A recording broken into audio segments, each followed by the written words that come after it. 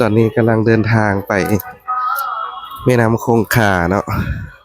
แล้วจะไปลองเรืออยู่แม่น้ำคงคา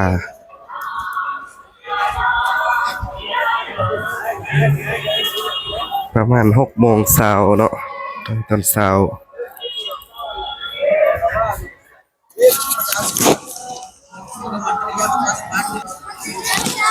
อันนี้ก็คือท่าเรือเนาะท่าเรือเนาะ Sir, ท่าเรือ flower moon signal be my Australiana.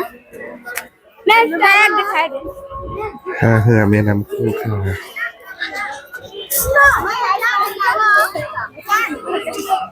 Australiana.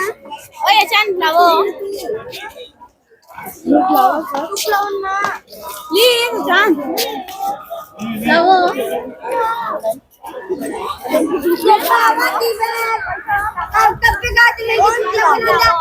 I'll put no flower. คนอินเดียก็จะมาค่ายดอกไม้จานดอกไม้เนาะ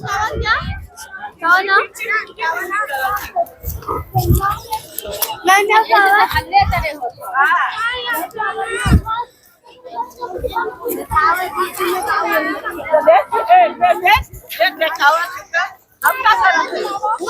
ล้วก็จะได้ลองเรือไปที่ขึ้นทางไปบอนที่ขึ้นเรือไปบอนเขาเจ้าเผาศพเนาะเผาศพติดตามทำกันเลย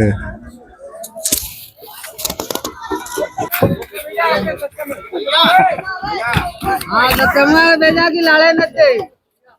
हाँ सरी के नाम हाँ चलो เรือเขาไม่เป็นไรพัสิดาเอาอันนี้ดีเดี๋ยวบอก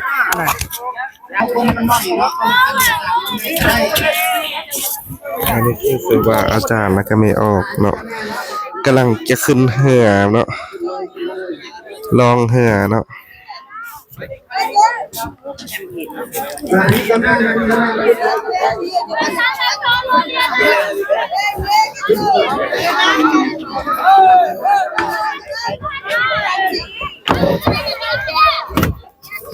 The flower. no no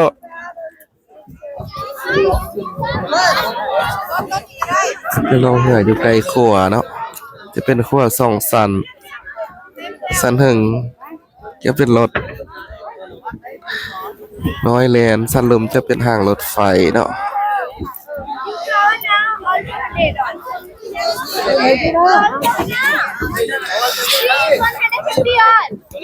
This one I have basket flower na. ตัวนี้ก็ได้นะปุ๊บไม่จานมานี่เบอร์ 2ตัวนี้ก็ได้เบอร์ 2ตัวนี้ก็ได้เบอร์ 2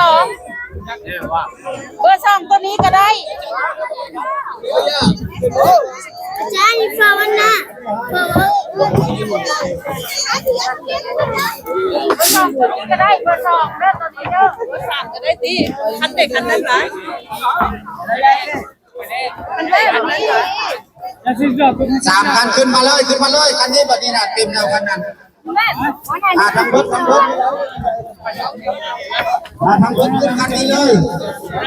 Chan, the flower. Please. The flower would be. Chan. ขึ้นคันนี้ไปเลยขึ้นคันนี้ไปเลยดีกว่า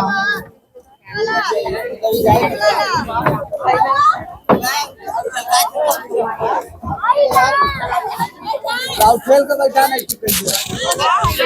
Chan, it's a group B flower. เวลาขี่เรือเพิ่นจะมีเสื้อชูชีพให้เนาะก็จะปลอดภัยเนาะทุกคนต้องใส่เสื้อชูชีพเพิ่นว่าเนาะ